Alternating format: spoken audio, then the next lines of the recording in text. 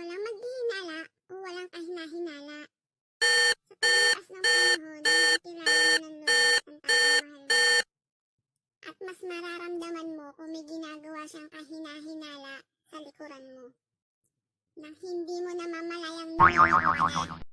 So, ano nga ba ang 10 sign na nag-cheat na sa'yo ang taong mahal mo?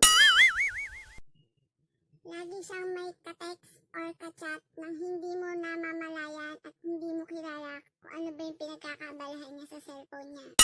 At lagi niyang tinatago ang cellphone niya at naka-silent lagi ito.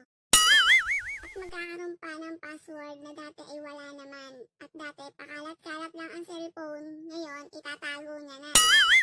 At maging sa pagligo niya at pagtulog, laging nasa tabi niya ang cellphone niya.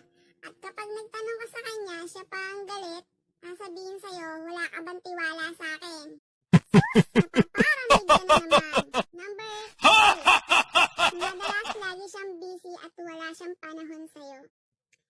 Imbes na mag-spend siya ng time sa'yo, lagi siyang wala at lagi siyang busy.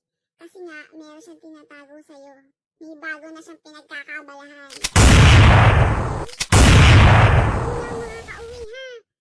Oo, busy-busy ako ngayon. Oo, ha? Hello? Oo. On the way na ako. Oo, huwag ka mainip. Oo, paparating na ako. Oo, na-traffic lang. Hello, babe. Sasandali lang ako sa kaibigan ko ha. Oo. Oo, papauwi na ako. Sige. Number 4. Marami siyang excuse kapag nalilate siya at hindi na siya dumarating on time kasi nga may pinagkakabalahan na siya. Kapag ang tao nag-cheat, hindi na ganun kadali ang time management niya. Malaki na ang pagbabago nito. Number 5. Meron siyang biglaang lakad na masusurprise ka na wala kang kaalam-alam na may lakad pala siya. Hello babe. Uy, may lakad ako ngayon ha. Pasensya ka na. Next time na lang tayo lumakad. Oo. Hello babe. Ay, nag-i-invite yung kaibigan ko eh. Pwede ba makasandali doon? Ha? Oo, sandali lang ako, promise. Hello babe. Naku, inutusan ako ng kapatid ko. Dadaan ako sa nanay, baka mapakwento ko doon, ha? Oo, malilate ako ng sandali. O kaya next time na natin ituloy yung lakad natin, ha? Hello babe. Hello babe, hindi kita marinig. Hello? Nasaan ka ba? Ang hina ng signal mo. Hello? Sige, tawagin ako dito ha. Number 6. Madalas, hindi siya kagad nakakapag-reply sa'yo. At pag minalas-malas pa, marorong send pa siya. Iba ang tawag niya sa'yo. Instead na babe, honey, mahal, my boo, sweetie. Doon madalas, nahuhuli sila na meron ng iba. Kapag narorong send. Dear honey, miss na kita. Nasaan ka na?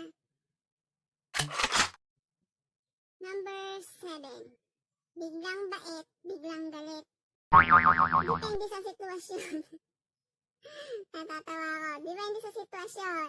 Minsan, naawayin ka niya para makapunta siya doon sa kabila. Dumada moves. And then, biglang babait sa'yo. Kunwari, sweet, para yung galit mo mawala kagad. Saka ka niya lalambingin. Yan ang mga ginagawa ng mga ninja moves. Number 8. Naiirita siya sa'yo. Lalo't tatanungin mo kung mahal mo pa siya. Babe, mahal mo pa ba ako? Ano ba naman tanong yan? Oo naman, mahal pa kita. Parang may pinagbago ka eh. Ano ba naman yan? Sisimula ka na naman. Number 9. Hindi mo na mararamdaman na mahalaga ka na sa kanya. Kasi nga, may iba na siya. Number 10. Yan na yung mag-aalibay siya, makipag-cool off, hindi mo na magpaparamdam. Mga ninja moves. Tapos mababalitaan mo mga ilang buwan, may iba na siyang karelasyon. Kung tatanungin ko po kayo, anong number na nakarelate kayo sa mga sinabi ko? Sigurado meron kayo doon. Aminin. If nakarelate kayo, yun talaga ang buhay. Kung ano man ang mangyari, isipin nyo na lang, may mga bagay talaga na dumarating lang sa buhay natin. Pero, hindi siya talaga ang ating forever. Isa lang ang napatunayan kong may forever. Ang aking pimples. Ayan o. May forever.